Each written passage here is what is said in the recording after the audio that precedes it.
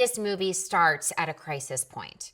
There is an extinction level event that is going to occur on the island. There is an active volcano and it's going to erupt and all of the dinosaurs are going to die unless Claire does something about it. And that is where we start this movie. That is where we begin. And it's basically what we're starting with is, okay, we've now had over 20 years of dinosaurs coexisting with human beings. Did we make a mistake? Is this nature's way of correcting itself? Should we let nature take its own course, run its own course, or should we step in and protect these animals that we have created ourselves? At the beginning of the first Jurassic World, we see a woman who has really kind of lost her sense of values and compromised her sense of values in the name of profit.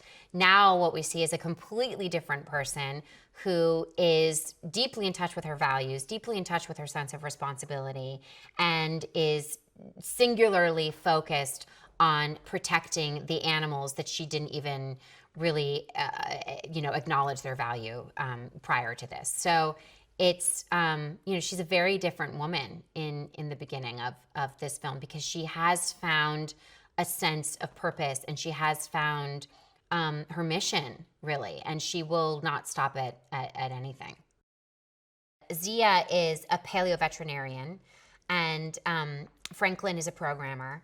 And there's sort of this motley crew that goes to the island together. And Zia proves herself to be a tremendous badass. And Franklin proves himself to be more capable than he considers himself at the beginning of the story. This is a new world in which dinosaurs and human beings are cohabitating and coexisting. And it's no longer the dynamic that was promised in Jurassic Park that we saw in Jurassic World, where dinosaurs are caged, dinosaurs are imprisoned, we are in control of the dinosaurs. And what you've seen is that actually we're not in control of those dinosaurs at all.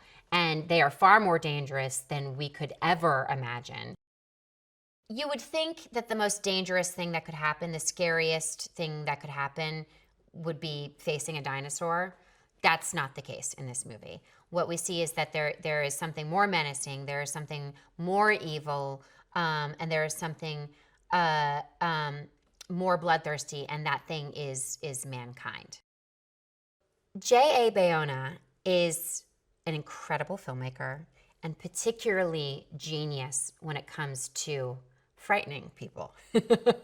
He just understands suspense and particularly creatures, monsters, and what is so scary. And oftentimes what's so scary is when you don't see the monster until the very, very, very last minute, and just at just the right moment, in just the right way, the monster is exposed in a way that just will haunt you for the rest of your life.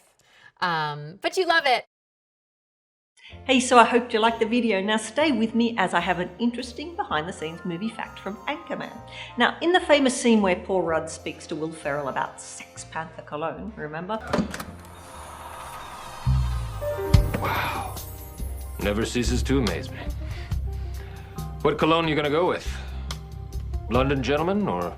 Wait. No. Hold on. Blackbeard's Delight. No. She gets a special cologne. It's called Sex Panther by Odeon. It's illegal in... Well, Paul Rudd was determined to make Will Ferrell laugh and break character, since it was always the other way around. He thought that this would be accomplished with the 60% of the time it works, every time line that he improvised. But Will fired back with doesn't even make sense without skipping a beat, once again making Paul and others break character yet again. I actually think it would be hard to keep a straight face when working with Will Ferrell. What about you? Now, if you haven't already done it, subscribe and click the notification bell to receive the latest trailers and other cool videos the moment they are online. See you next time.